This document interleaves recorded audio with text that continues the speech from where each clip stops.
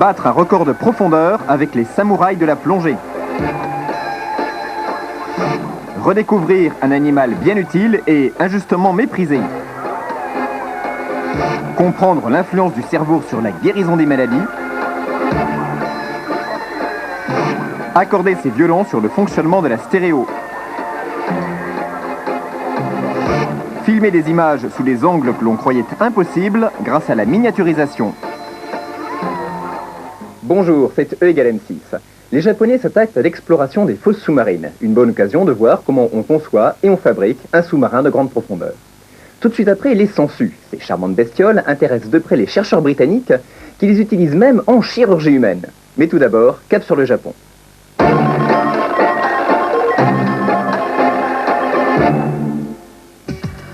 Il fallait s'y attendre. Les Japonais, longtemps absents de l'exploration sous-marine, ont voulu combler leur retard en la matière. Le résultat, c'est le Shinkai 6500, un petit frère de l'Alvin américain et du Nautil français, dont il reprend les principes de construction.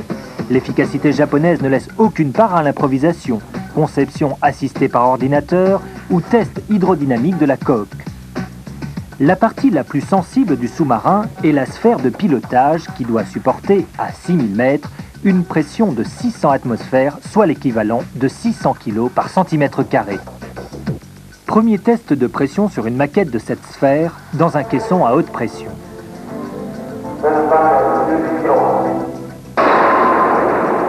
À 140 atmosphères, la sphère implose. L'analyse des débris permettra d'identifier les zones de fragilité à renforcer sur la sphère finale. Passage à la maquette en bois grandeur nature du sous-marin. Dans la sphère de pilotage, les futurs plongeurs vérifient l'ergonomie des commandes. Voici justement la fabrication de la sphère. Au départ, une plaque de titane, un des métaux les plus résistants, est portée à incandescence et transformée en demi-sphère dans cette presse géante.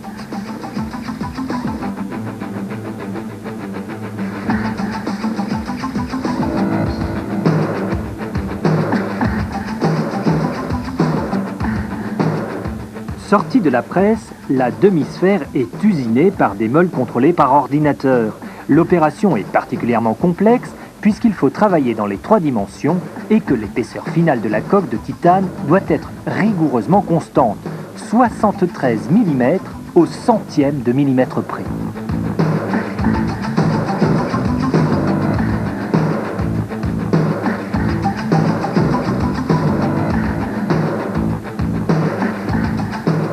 Juste à côté, l'autre demi-sphère subit le même traitement, ici, forage du passage des câbles électriques.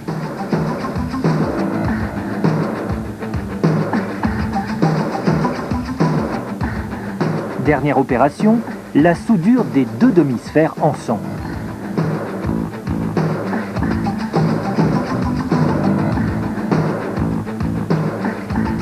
Puis le meulage des lèvres de la soudure. La sphère est insérée dans la charpente du sous-marin et elle reçoit ses équipements intérieurs.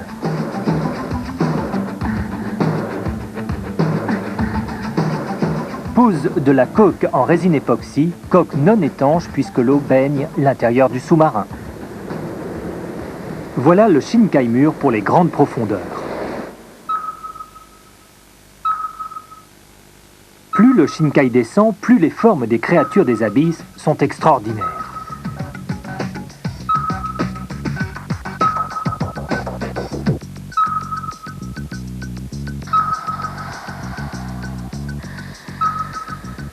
À 6527 mètres, un record pour ce genre de sous-marin, il filme ce concombre de mer. Mission accomplie, dès la fin de l'année 91, le Shinkai commencera ses missions scientifiques.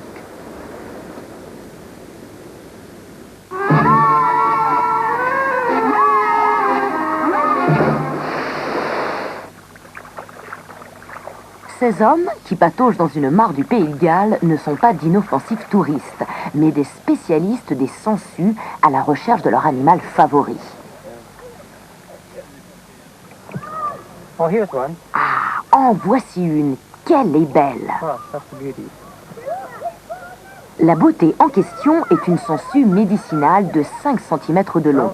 Elle vient visiblement de déjeuner, sans quoi elle aurait déjà mordu la main de son chasseur pour lui sucer le sang. Voici un des bassins de Biofarm, le seul élevage de sangsues dans le monde. Ici, des dizaines de milliers de sangsues médicinales suivent un régime à base de sang animal. Dans cet autre bassin de Biofarm est élevé le plus grand de ces suceurs de sang, la sangsue géante d'Amazonie, un monstre qui peut atteindre 40 cm de long. Voici une femelle portant ses œufs.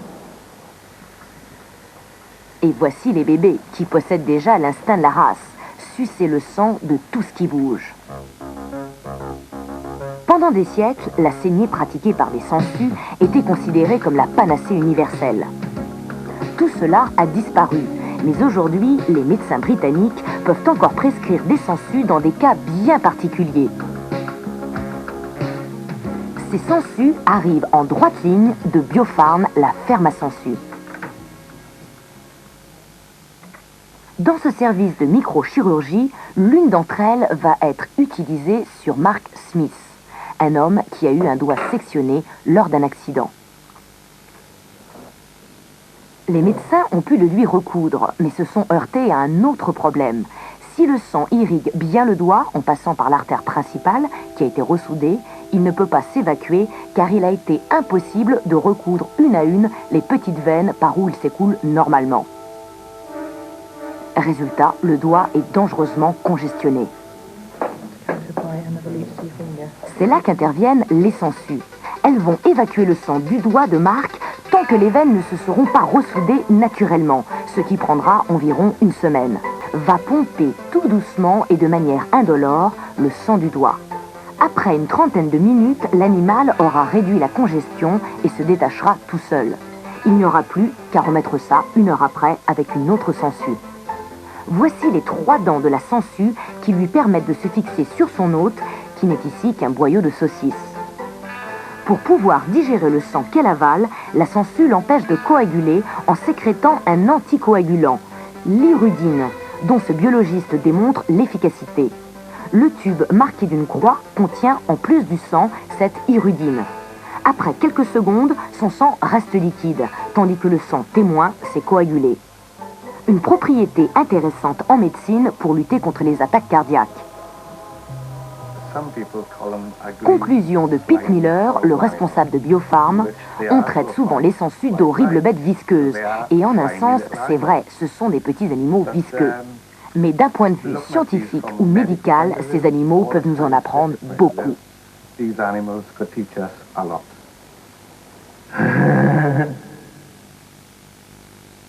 C'est une découverte qui pourrait bien bouleverser la médecine.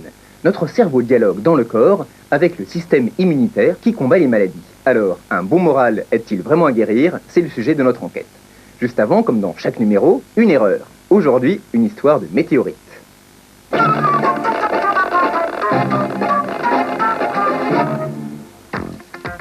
Chaque année, et depuis que notre planète existe, plus de 150 000 tonnes de pierres tombent du ciel. Étoiles filantes, globes de feu, bolides incandescents, météorites, leur origine a longtemps donné lieu à des légendes. Des physiciens pensaient que les météorites se formaient par condensation de vapeur métallique s'échappant d'usines métallurgiques. Des astronomes les faisaient tout droit venir des volcans de la Lune, d'autres les appelaient pierres de foudre. Jusqu'au début des années 1800, la respectable Académie des sciences se rangea du côté des plus prudents en considérant avec scepticisme l'existence même de ces chutes de pierre.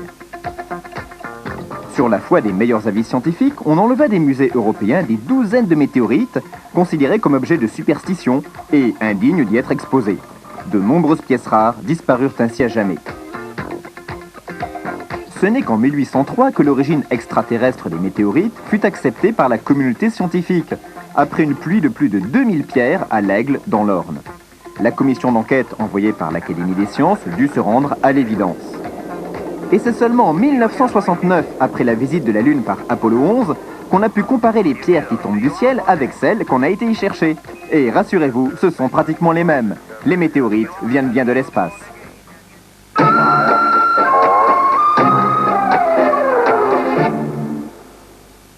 si vous recevez, je vais dire, une chimiothérapie, eh bien, pendant le traitement, vous allez imaginer à votre gré des choses les plus folles, que par exemple, ça mange les globules cancéreuses, que par exemple, vous voyez votre médecin en train de les prendre, de les jeter à la poubelle.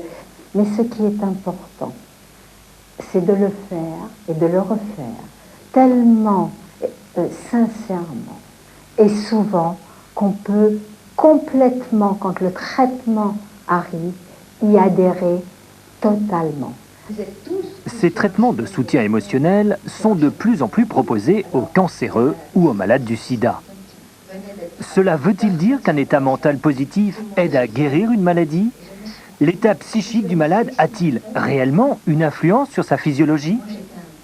Pour un même stade de maladie, pour une même tumeur, chez le même type de personne, l'évolution peut être tout à fait différente. L'un va survivre très longtemps, avoir une bonne qualité de vie, voire une rémission, et l'autre va avoir une évolution défavorable.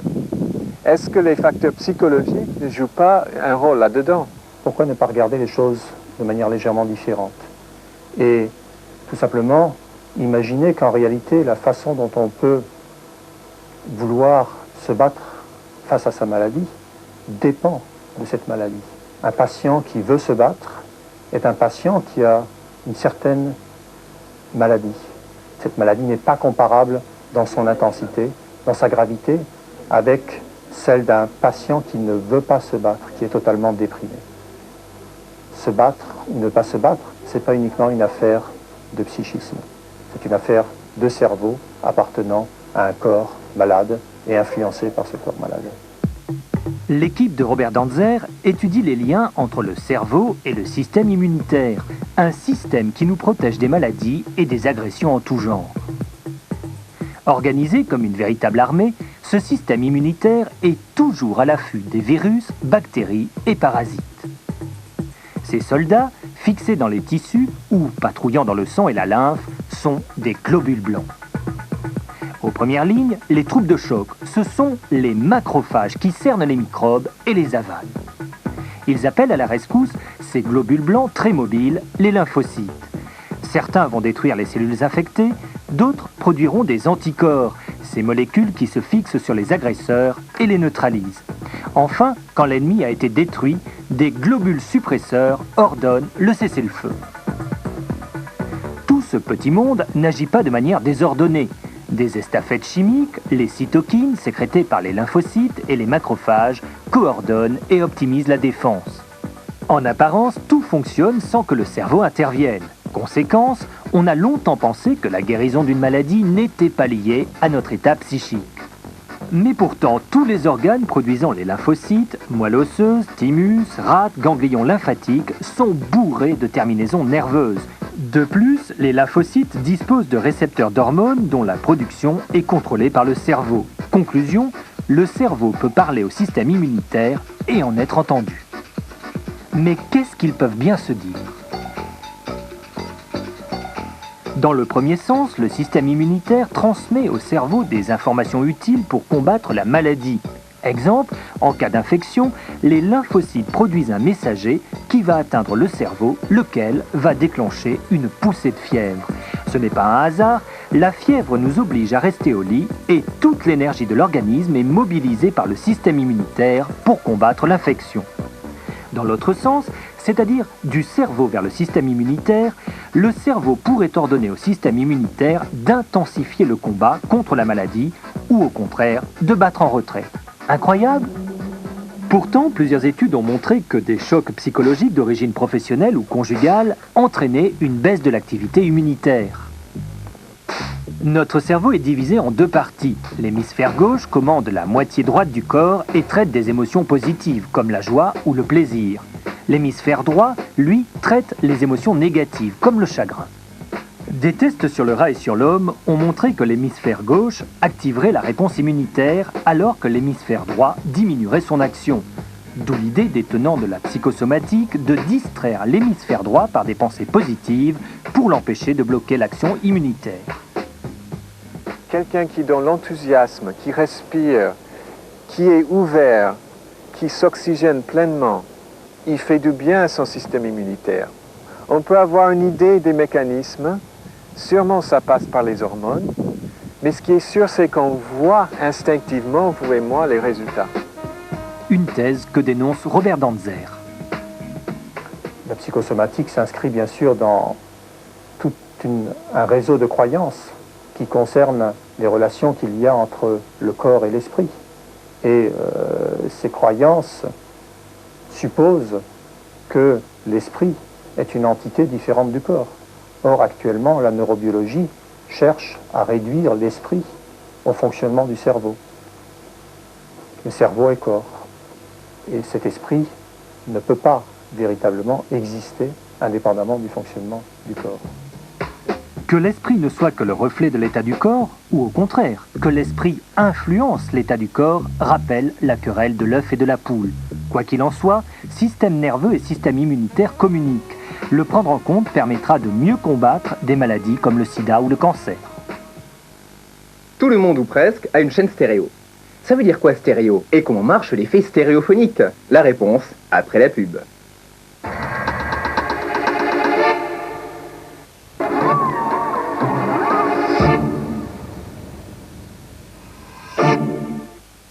Bob Marley and the Wailers, la légende.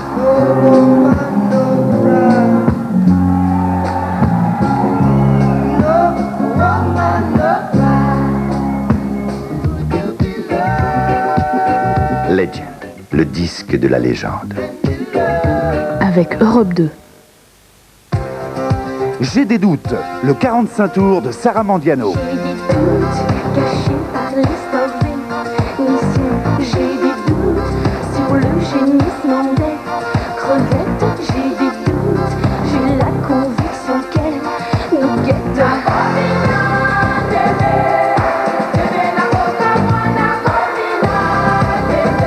J'ai des doutes, le premier 45 tours extrait de l'album de Sarah Mandiano.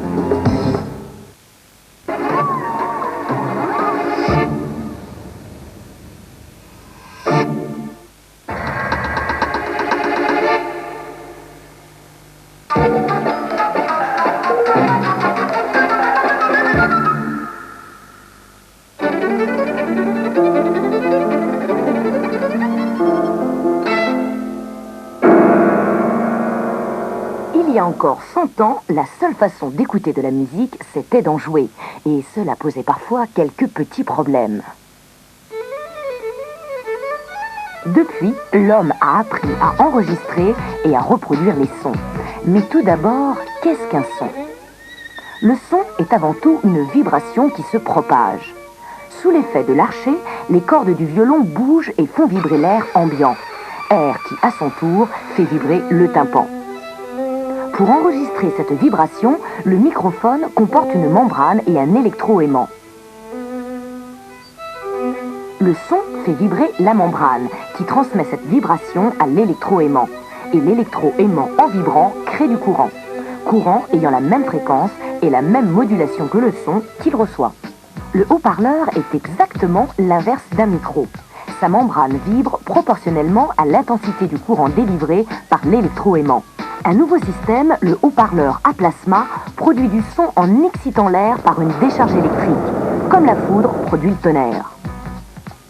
Les appareils hi-fi, quant à eux, servent à conserver et amplifier le signal du micro pour ensuite le restituer au haut-parleur.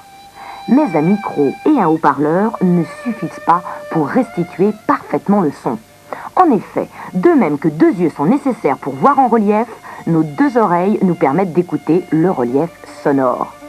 Et c'est grâce à ce relief sonore que, même sans le voir, vous percevez qu'un moustique tourne autour de vous.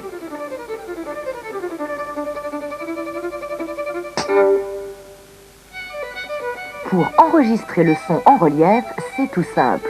Comme nous avons deux oreilles, il faut deux micros. Deux signaux différents sortent de ces micros.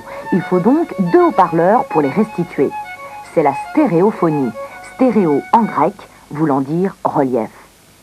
Lorsqu'il y a plusieurs sources sonores, comme dans un orchestre, la stéréo donne l'impression d'être au milieu des instruments. Et lorsqu'il n'y a qu'une seule source sonore, la stéréophonie sert-elle réellement à quelque chose?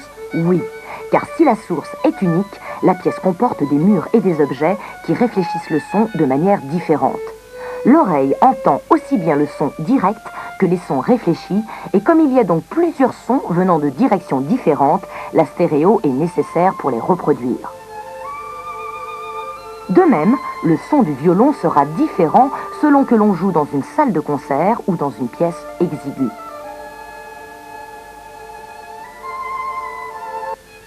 Mais un bon enregistrement stéréophonique ne sera reproduit correctement que si les haut-parleurs sont suffisamment écartés les uns des autres. Dernier conseil, si vous enregistrez, n'approchez pas le micro du haut-parleur, vous provoqueriez un effet Larsen.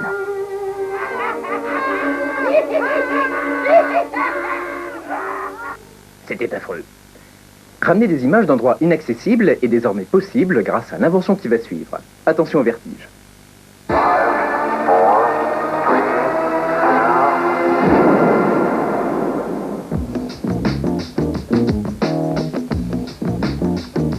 Une caméra qui saute par-dessus un pont et qui survole une route, c'est devenu banal grâce à l'hélicoptère. Mais l'hélicoptère miniature télécommandé, lui, en est encore à ses débuts. En embarquant dans cette boule jaune une caméra de cinéma 35 mm, doublée d'une caméra vidéo pour la visée, cet appareil, conçu par la société Helicam, permet des prises de vue jusqu'alors impossibles. MC Solar, viens là que je te donne du réconfort. Comme tout modèle réduit, le pilotage s'effectue du sol. Il faut donc garder l'appareil bien en vue. On commence par chauffer le moteur en stationnant à 1 mètre du sol. Test des commandes. On peut enfin prendre de l'altitude. Quand je vois un gars qui se dit vraiment très fort comme un lion, il me dit tout MC, est-ce que tu veux qu'on se porte? C'est des matos, mais t'es plus gros que les seins de Samantha Fox. Il m'a fait bouge de là. Mais contrairement à son grand frère, l'originalité de cet appareil est de pouvoir se faufiler là où aucun véritable hélicoptère n'a jamais pu aller. La caméra vidéo transmet au sol des images sous le même angle que la caméra 35 mm.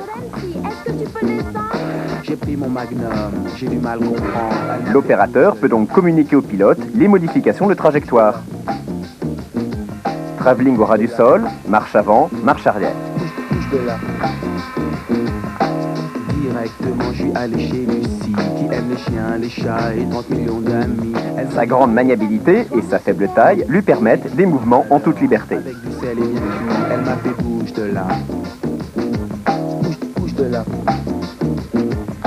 Bouge de là. Bouge de là.